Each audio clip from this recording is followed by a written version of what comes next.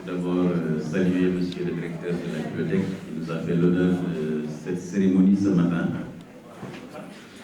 Mais saluer également Monsieur le recteur et l'ensemble des enseignants de l'Université Gaston Berger. Je voudrais également saluer Monsieur le gouverneur de la région de Saint-Louis, aussi le maire de Gandon, le maire de Saint-Louis, qui nous ont accueillis depuis hier.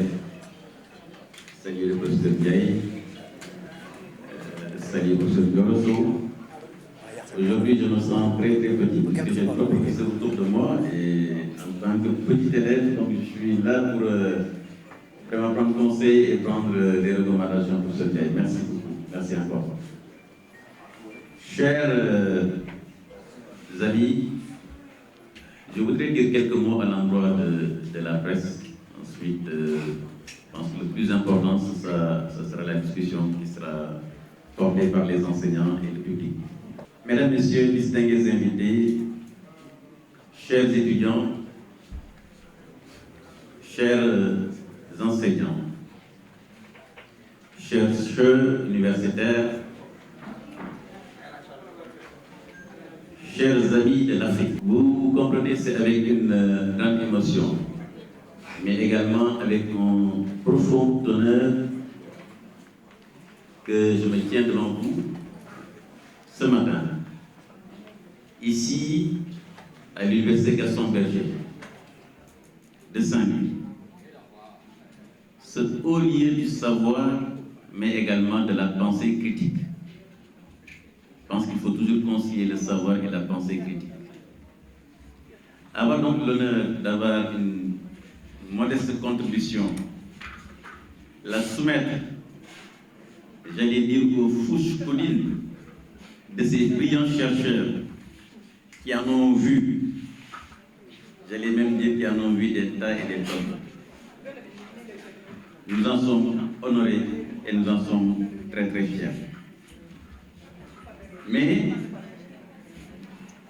je ne me présente pas aujourd'hui ici, comme je disais tout à l'heure, dans ce haut lieu du savoir, comme un auteur classique, ni comme un expert littéraire. J'ai à côté de moi un professeur d'université en français. Et à gauche, un professeur d'université spécialiste développement local. En le présentant tout à l'heure, on m'a dit qu'il est parmi les meilleurs au Sénégal et en Afrique.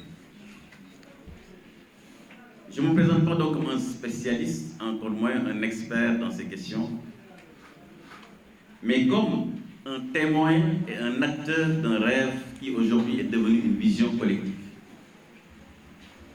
Vous l'avez dit tout à l'heure, professeur, nous sommes maires depuis quelques années. Nous avons eu le privilège de servir notre pays également au sein d'un gouvernement. Donc nous avons été témoins.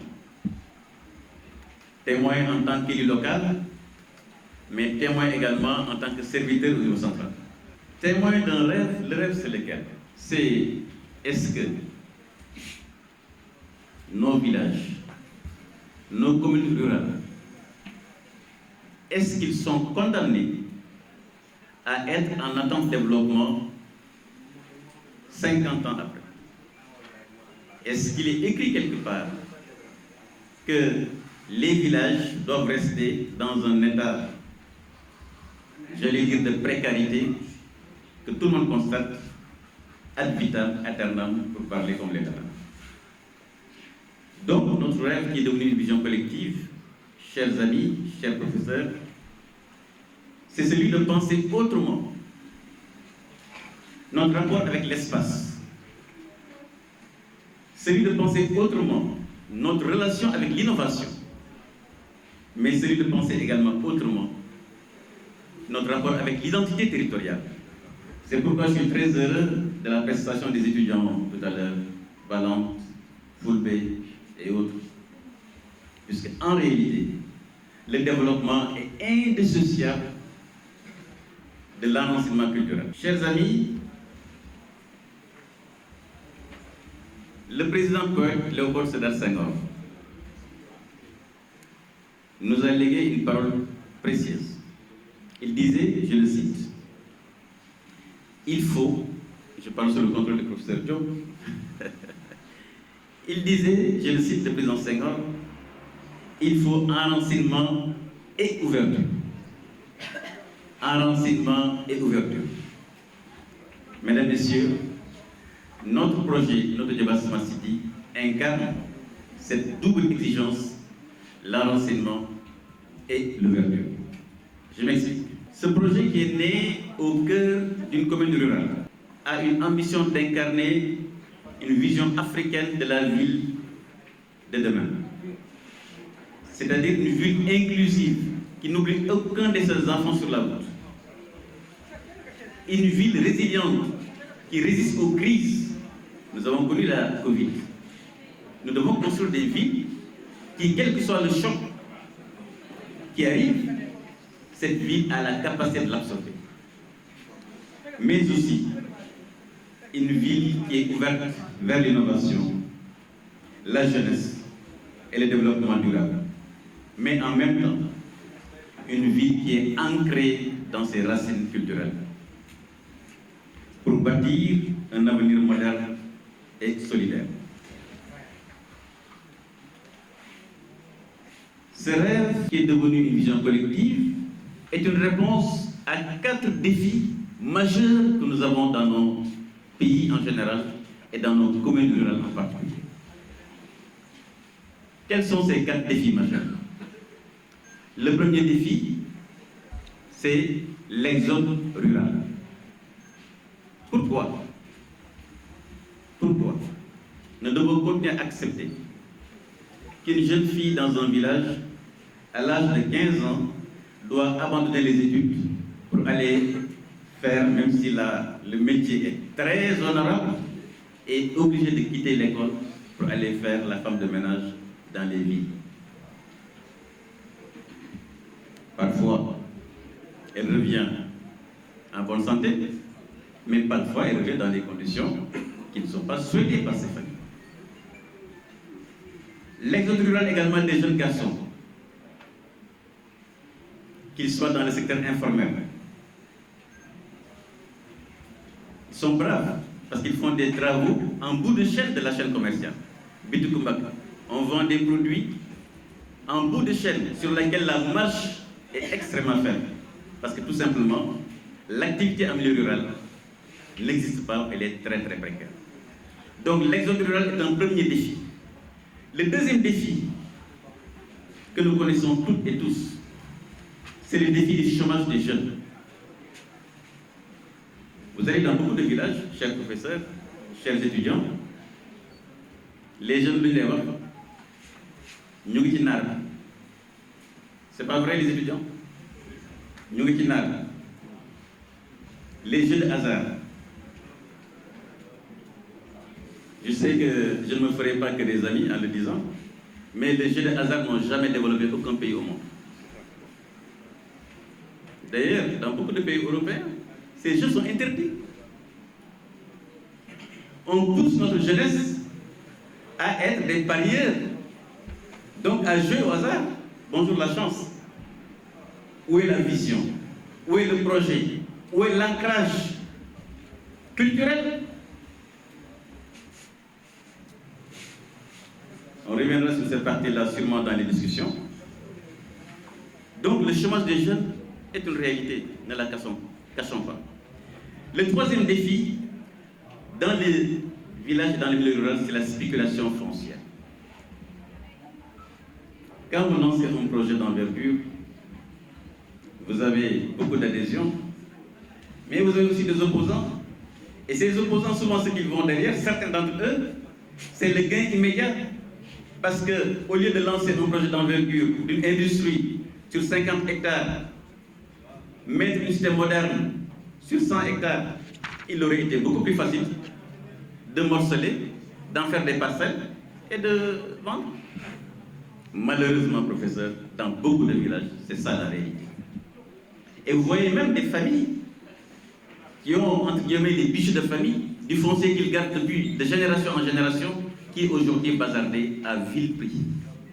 Et la conséquence, c'est quoi? C'est qu'en milieu rural, vous risquez d'avoir des villages qui sont étrangers dans leur propre village. Parce que tout simplement, le foncier a été vendu. Et comme j'ai l'habitude de dire, si nos parents, nos aïeux avaient vendu le foncier, on ne trouverait rien sur place. Évidemment, c'est là où se trouve la problématique maintenant du développement qu'il faudra lancer et de la sémancité. Le dernier défi, le quatrième, c'est l'absence de planification urbaine. Dans les villages, on vous parle d'alignement. On ne le souhaite pas, mais s'il y a un incendie, les sapeurs-pompiers ne peuvent pas passer. Et ces problèmes d'alignement, on trouve même dans certains quartiers urbains. Donc, ces 4 défis, l'exode rural, le chômage des jeunes, la spéculation foncière et l'absence de planification urbaine ont été les fondaments, les fondateurs qui ont déclenché la nécessité de lancer le programme Notre Diobass Smart City. Nous avons voulu prouver à travers cela qu'une ville intelligente ne peut pas être seulement l'apanage des capitales ou l'apanage des autres. Le mot smart, c'est vrai, il est anglais, mais l'intelligence n'est pas anglais. L'intelligence, elle est humaine. Et c'est dans cette perspective, chers amis, que nous sommes partis d'une citation africaine qui dit que c'est en connaissant le sol qu'on plante les bonnes graines. Sauf si li mu nangu moom nga fay ji.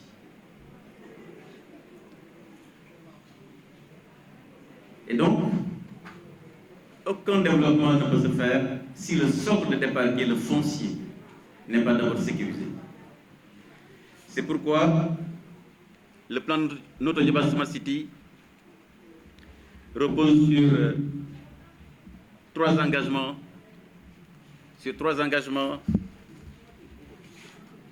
Notre Diobass Smart City repose sur 3 engagements pour changer de cap. Le premier engagement, c'est la sécurisation du foncier. Permettre à chaque chef de carré de disposer d'un papier, d'un titre foncier. Voilà un autre paradoxe, professeur Ndiaye, vous les experts de développement local. Pourquoi le citoyen qui est à Dakar aux Almadies, je ne fais pas de distinction entre les Sénégalais, nous sommes tous égaux, mais pourquoi le citoyen doit disposer d'un titre foncier alors que le villageois de Makakoli-Bantan ou de Gandon ou de Fongolémi, lui, il doit vivre dans l'informel, sans papier, sans titre, sans rien. Où se trouve l'égalité des citoyens devant les services publics, où se trouve l'état des citoyens devant l'État. C'est pourquoi la sécurisation foncière, au niveau de la commune de Diobass, quand nous avons lancé ce programme, l'objectif c'était de sécuriser 3000 carrés d'ici 2030. D'ailleurs, c'est ça qu'il y a dans le livre. L'objectif, c'est 2025-2030, sécuriser 3000 carrés. Mais professeur, quand nous avons lancé ce programme de 20 mai 2025, 20 mai, à ce jour, nous sommes à plus de 2200. Et les populations mettent une pression pour augmenter ce nombre. Cela veut dire que c'est une demande réelle qui est là. Donc la sécurisation foncière. Le deuxième engagement, c'est offrir à chaque habitant, en particulier aux jeunes et aux femmes, un habitat digne. Beaucoup de jeunes dans les villages, ici il y a des jeunes du Diobass qui peuvent vous le confirmer. Vous êtes jeune, vous habitez dans un village, c'est un cœur fessin, mais vous êtes à côté de dizaines d'hectares. Mais pour avoir une parcelle de 200 mètres carrés, c'est la croix et la bannière. Nous sommes allés dans un village la dernière fois, dans ma commune, qui s'appelle le village de Nafar. Un chef de village, un chef religieux m'a dit, Samarak, mankoy ñaanal kër fukki at ak juróom mënuma ko am 15 ans pour avoir une parcelle de 200 mètres carrés.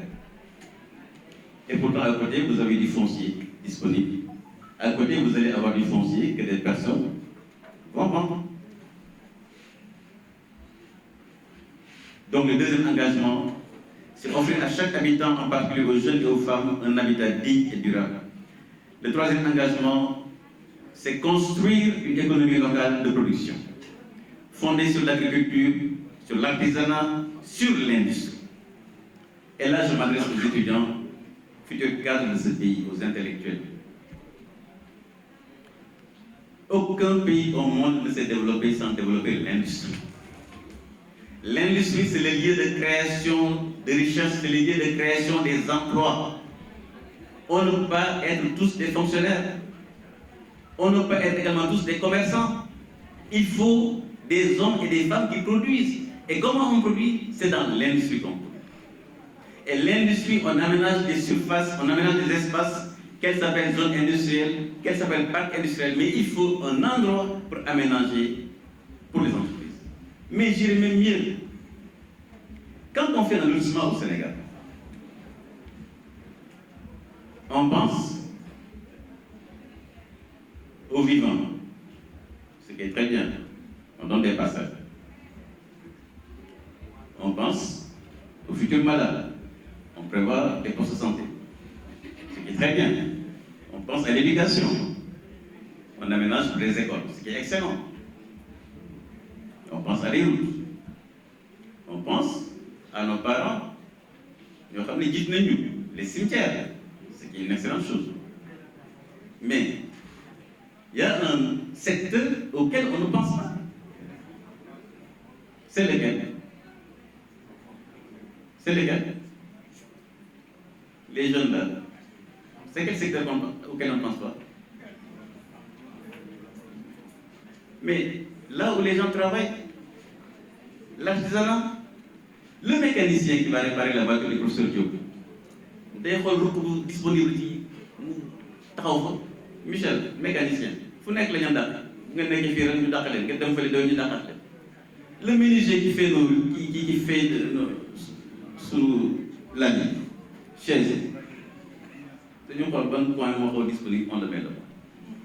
Mais les artisans, et notre économie, c'est plus de 90% du secteur informel. Nos artisans, dans nos aménagements, il n'y a pas d'aménagement foncier pour les artisans. C'est pourquoi, dans le programme de Dioba Smart City, nous avons prévu pour chaque lotissement une partie aménagée dédiée à l'artisanat. Parce que la réalité, c'est que si nous ne fixons pas la recherche dans les villages, si nous ne permettons pas à ce que ce mécanicien ou ce menuisier li muy fay léegi dem Dakar mbaa dem Thiès mbaa dem feneen li muy fay bool bi muy añi fi muy reere bu fekkoon Dakar dugalaat ci dëkk bi ça crée de la richesse et c'est ça qui crée la croissance, c'est ça qui crée une économie. Donc le foncier aménagé est un élément déterminant justement dans cette économie locale de production qui est fondée sur l'artisanat, qui est fondée également sur l'agro-industrie et qui est également fondée sur les industries.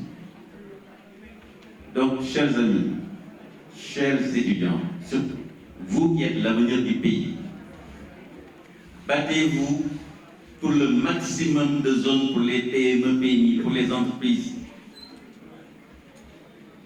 Soyez, tout le monde ne peut pas être entrepreneur, mais soyez des entrepreneurs de vos projets. Et là, vous créerez de la richesse. Et là, vous ferez du développement local dans vos territoires. Notre Dioba Smart City est également partie d'un certain nombre d'avantages comparatifs qui sont dans le livre. Nous sommes à côté de l'aéroport AIBD. Nous sommes à côté du port d'Andaya. Nous sommes à côté de Ila Touba, l'autoroute. Et nous avons les grands marchés du Sénégal, Dakar, Thiès, Touba et Sali, qui sont autour de la commune. Naturellement, c'est une zone favorable à la création d'entreprises. C'est pourquoi cette idée de penser que Dubaï, je vois beaucoup de Sénégalais, ils vont en vacances à Dubaï. Il y a 30 ans, je parle sous le contrôle de M. Ndiaye, Dubaï c'était un désert. Et ce que j'ai dit sur notre Dioba Smart City est valable pour Gandon, est valable pour toutes les communes du Sénégal, parce que chaque commune a ses spécificités. Vous allez à Kédougou, mais c'est une commune qui a de l'ordre. Vous allez à Saint-Louis, mais c'est une commune qui est en face de la plateforme gazière du Sénégal. Donc cela veut dire simplement, aujourd'hui, rien ne nous empêche d'aménager une zone industrielle pour la pétrochimie ici à Saint-Louis. Demain, une zone sur les métiers de l'or à Kédougou, sur les métiers du fer à Tambacounda. Donc chaque collectivité locale, en fonction des avantages que vous avez au niveau des ressources, naturellement, vous avez la possibilité de développer une ville intelligente, une ville smart city. J'aimerais conclure, puisque la discussion c'est vous qui l'avez, pour dire simplement à l'endroit des étudiants, des enseignants, que cette cérémonie ici ce matin, je la souhaite également comme un acte de transmission. Djebel Nalen. Ce projet, notre débat Smart City, je la mets entre vos mains. Vous êtes les bâtisseurs d'une nouvelle Afrique. Une Afrique décomplexée, qui n'a rien à envier aux autres, qui n'a pas besoin de copier aucun modèle.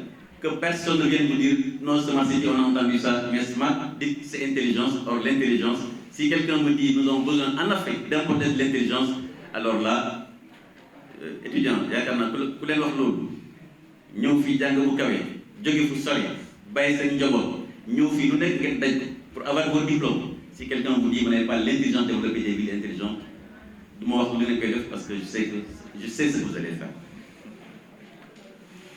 Ce livre n'est pas un testament, c'est un tremplin, c'est un outil, c'est un instrument.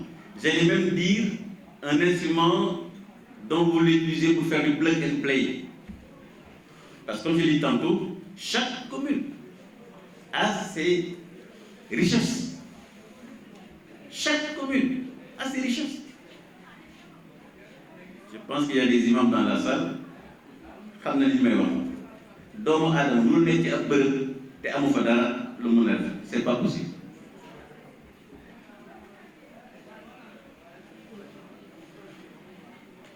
Nelson Mandela nous disait, et je le cite, que l'éducation est l'arme la plus puissante qu'on puisse utiliser pour changer le monde. Mais nous pouvons dire également que le développement territorial est l'arme la plus puissante pour transformer nos réalités sociales, pour transformer nos destins collectifs. Et j'insiste sur cette partie-là. Nos politiques top-down, nee nañu ci wolof wàcc daanu ma ci gën a gaaw les scientifiques, la loi de l'apesanteur, n'est-ce pas? Lu dem ci kaw rek day wàcc. Par contre lu jógee ci suuf yéeg ci kaw kenn mënu kaa téye. Et je donne souvent l'exemple de l'arbre, garab. La sève qui va nourrir la feuille qui est au sommet de l'arbre. Parfois un arbre de 2-3 mètres. La sève quitte les racines pour aller nourrir la feuille qui est au sommet de l'arbre. Cette sève-là, personne ne peut l'arrêter. C'est pourquoi, quand au niveau de la base, au niveau des villages, vous décidez de prendre en charge vos destins, conformément à la loi, parce que nous avons l'État, nous avons la République, garant du pacte républicain. Mais conformément à la loi sur la décentralisation, qui permet justement aux communes de prendre des initiatives, ces projets-là, si vous les lancez à partir de la base, je vous dis, leur puissance est inarrêtable. Pour conclure, ce livre est votre livre. Il témoigne de ce qu'un territoire, lorsqu'il est écouté, accompagné, organisé, ce livre montre simplement que ce territoire peut faire des pas de géant. Certains vont demander, mais comment financer tout ça? Aujourd'hui, à notre Diobas, nous avons lancé, avec la POSI, un projet d'un parc industriel. Mais bien avant la POSI, parce que certains pensent que notre débat Smart City, ça a démarré le 25 mai. Mais nous avons une usine qui fait de l'assemblage de tracteurs et de matériel agricole à notre Diosse. Mais elle est là-bas depuis au moins 5 ans. Assemblage de tracteurs et de machines agricoles qui sont utilisées au Sénégal. Nous avons des entreprises qui sont dans la production horticole.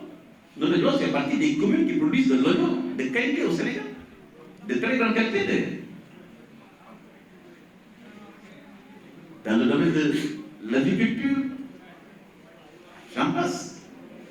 Donc la Smart City vient pour consolider des initiatives qui ont déjà démarré et qui donnent des résultats, mais extraordinaires. Allez dans un village comme Ngolfay, en dépit de tout ce qu'on peut dire, mais vous avez de l'emploi qui est créé à partir de la production agricole. Vive la République du Sénégal, vive les territoires qui innovent, vive l'Afrique des peuples productifs. Je vous remercie pour votre aimable attention. Déclinant la vision d'un citoyen qui a exercé les plus hautes fonctions et qui est resté ancré dans son territoire en nourrissant un projet de société. M. Aliou Sarr est un maire qui rêve. Et au Sénégal, on n'a pas toujours des maires qui rêvent. Et donc, il faut nous féliciter.